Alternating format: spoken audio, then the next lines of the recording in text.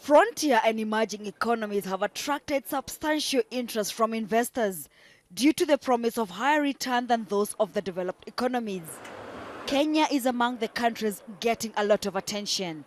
A delegation of 15 U.S. companies scouting for opportunities in East Africa's biggest economy were in Nairobi in late February. For now, we've moved to the East Africa, okay, and Kenya being the hub for the East African region, that is the reason why I am here, to make sure that we can talk to the directly to the officials, to the business community, to see how we can fit better, how we can help each other. Kenya is one of the fastest, has the fastest growing economy, and our interest is really in the power sector, and we understand the power sector is going to be a significant portion of that vision, Vision 2030. As a result, we were very much interested in coming to Kenya, and as part of our the interest for this trip is really, part of it is really major factors, fact-finding. We've done our homework in terms of the opportunities that Kenya would provide for our company, but we wanted to make sure we have sufficient information before we make the investment.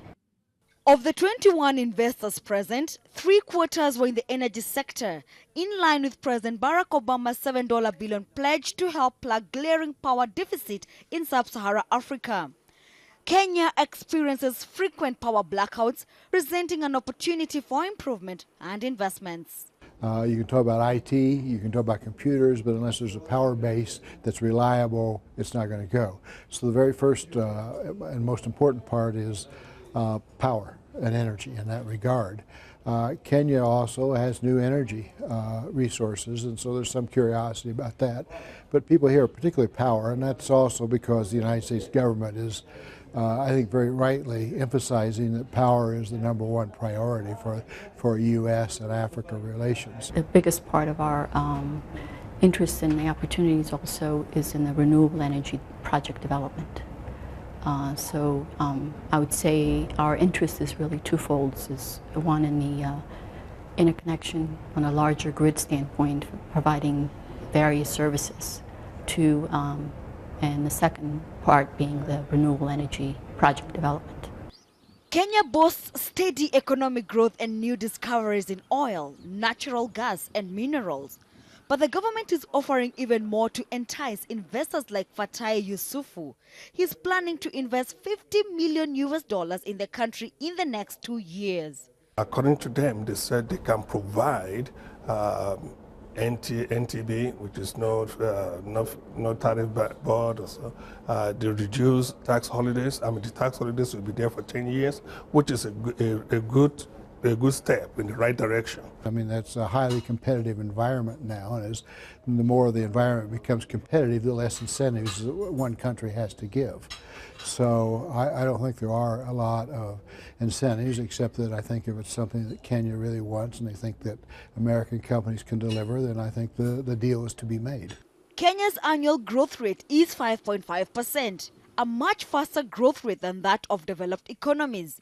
That rate is largely fueled by agriculture. Land ownership emerges one of the key challenges for the investors. The land ownership is one thing that bothers me a little bit, but we can work on that, okay? Because in most countries, when you have a land like that, they give you freehold, but your constitution does not permit that. But 99 years is okay. Okay, but at the same time, when you bring a corporation is not a one-man business. It's not a sole proprietor. It does not die with you. The land issue is it's a little problem, because when they say 99-year lease, what happened after 99-year lease? So does it go back to the government? Okay, are you going to renew the lease? Okay, so it's a touchy area. The most important element is for this country, it is the infrastructure sector.